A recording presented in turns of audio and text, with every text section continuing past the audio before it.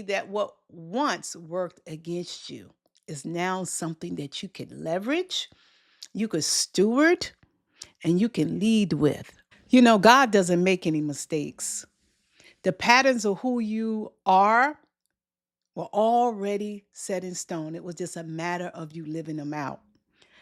So, we're going to talk about reframing the patterns that follow us. And they follow us is because they're part of who we are.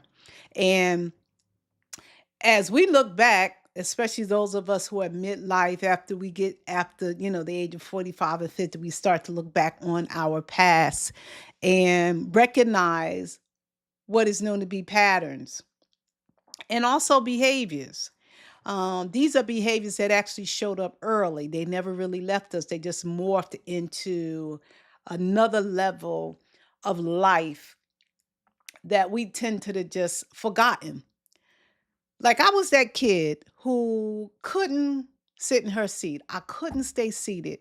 And I know many of you who are extroverts like me, who are also probably has some of the same type of personality traits that I have. You did the same thing. You couldn't stay in your seat. And when I think about who I am today, listen, I was that kid who finished my work early. And when I finished my work early, I would talk, I would move around, and I would start disrupting the room, right? And I laugh about that when I look back today, and it's like, my God, the evidence was always there. Y'all know what God does all things well. And sometimes you get in a position in your life where you have to just sit down, take a breather, and begin to reflect on who you've always been. Now, for many of us, okay, I'm dating myself who was born in the late 60s and was very young in the early 70s. School was quite interesting. See, I was that kid, like I said, that I finished my work early and I started disrupting the other students. And I always got in trouble for that. I was always talking, always got in trouble for that. And sometimes what I would do is that if I was to see one of my classmates struggling, I would go over to help them, and I would get in trouble. And I'm thinking I'm doing the right thing because I'm helping them, but of course I would get in trouble. All right, now fast forward to my adult years. I found myself the same. I didn't notice it back in the day. I didn't notice it when I just started working. I would gravitate towards conversation. I would get out of my cubicle and I would go start talking to the young lady or the young man. Whatever was going on, I was always up out of my seat and I would get written up and reprimanded for that. But y'all know what? True to the podcast, but now I see I always had to do something random. But I want you to realize that there were clues. So when you think about who you are and the things that you do, and you're wondering why you do it, you got to go back. You got to go back and say, what were some of the things I did and some of the behaviors I had when I was younger? Is there something that you got in trouble for? Was it something that you got called out for that still shows up today? I want you to think about that. Now, let's just say when we're thinking about these things, we have different reasons as to why we're reflecting on them. And oftentimes we get to a crossroad where we got to make some type of choice. Kind of, maybe it might be something a little stressful, who knows? But you come to a place where you don't like it, so you fight it. But I would recommend that you reframe it like is what I did, all right? And you reframe it because it's an intricate part of who you are, and you don't want to miss the clues because it's good. So instead of you fighting that part of yourself or trying to suppress it, which probably you have done anyway, that's why you had to really sit down and reflect because you probably forgot it. Or you might be in a position where because you got in trouble and because it put you in a bad position, maybe you're trying to fix it. Maybe you think you need to have some type of conversation with somebody. Maybe you need to seek therapy. But I am going to ask you to like really pause, take a moment, really think about it, try to reframe it, look at it from a different point of view.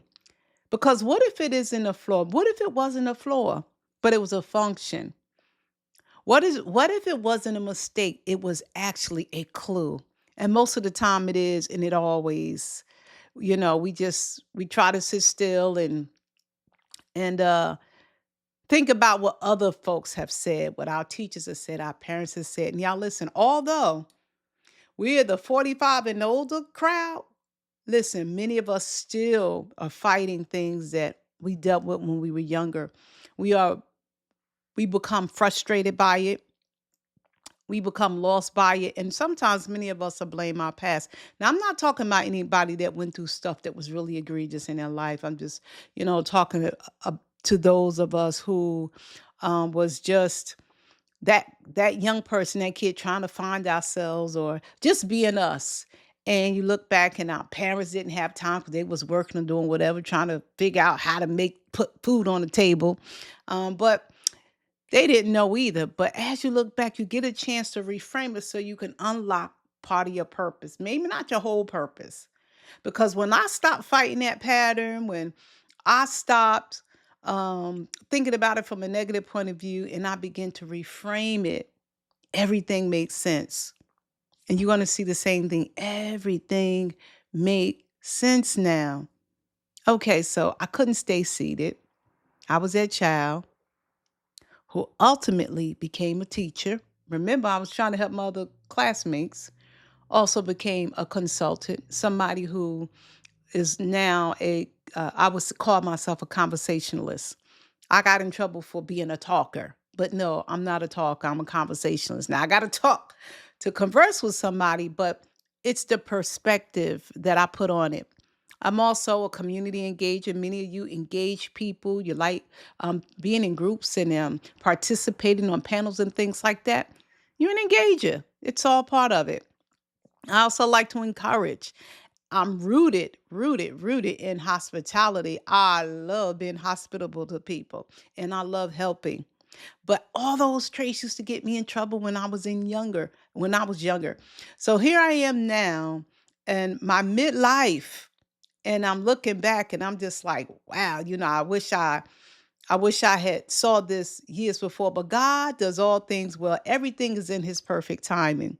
I was supposed to know when I actually found out. Now, this ain't new to me today. I'm just talking to you about it because I want you to sit down with yourself and get a pen and paper. It might take a few minutes, may take a few hours, depending upon your circumstances, and just write it out. It might take days, it might take weeks, but just take your time.